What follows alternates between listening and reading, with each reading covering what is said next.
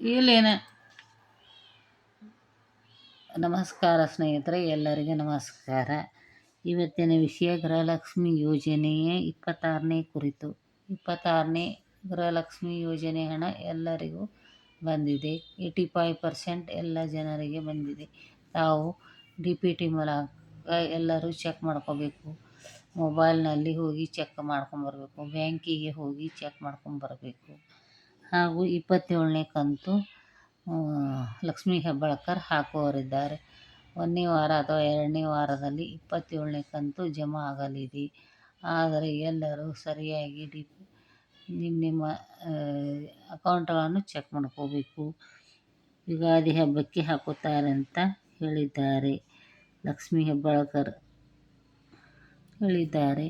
ಹೀಗಾಗಿ ಹಿಂದಿನ ಕಂತುಗಳು ಎಷ್ಟು ಉಳಿದಿವೆ, 4 ಕಂತುಗಳು ಉಳಿದಿತ್ತು, ಅವು ಸಹಿತ ಹಾಕುತ್ತೇನೆ ಅಂತ ಹೇಳಿದ್ದಾರೆ. ಈಗ ಮುಂದಿನ ಕಂತುಗಳನ್ನು ಹಾಕುತ್ತೇವೆ ಅಂತ ಹೇಳಿದ್ದಾರೆ. ಎಲ್ಲರೂ ಲಕ್ಷ್ಮೀ ಹೆಬ್ಬಾಳ್ಕರ್ ಹೇಳಿದ ಮಾತನ್ನು ಕೇಳಬೇಕು. ನಮಗೆ ಬರುವ ಹಣವನ್ನು ನಾವು ವಿಚಾರ ಮಾಡಬೇಕು. ಎಷ್ಟು ಬಂತು ಎಷ್ಟು.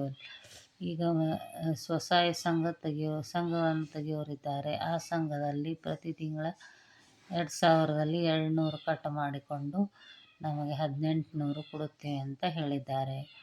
ಅದರಿಂದ ನಮಗೆ ನಮ್ಮ ವೈಯಕ್ತಿಕ ಸಾಲ ತೊಗೊಂಡರೆ ನಮಗೆ ಉಪಯೋಗ ಆಗುತ್ತದೆ.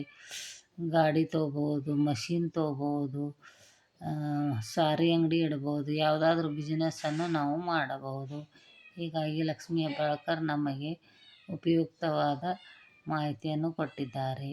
ಎಲ್ಲರೂ ಸೇರಿ ನಾವು ಬಳಸಿಕೊಳ್ಳಬೇಕೆಂದು ತಿಳಿದುಕೊಳ್ಳುತ್ತೇವೆ. ಎಲ್ಲರೂ ಲೋನ್ ತೆಗೆದುಕೊಂಡು ಪ್ರತಿ ತಿಂಗಳ 200 ಅವರಿಗೆ ಕಟ್ಟಬೇಕು.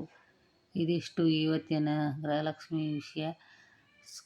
ಸಬ್ಸ್ಕ್ರೈಬ್ ಮಾಡಿ, ಶೇರ್ ಮಾಡಿ, ಕಮೆಂಟ್ ಮಾಡಿ. ನಮಸ್ಕಾರ.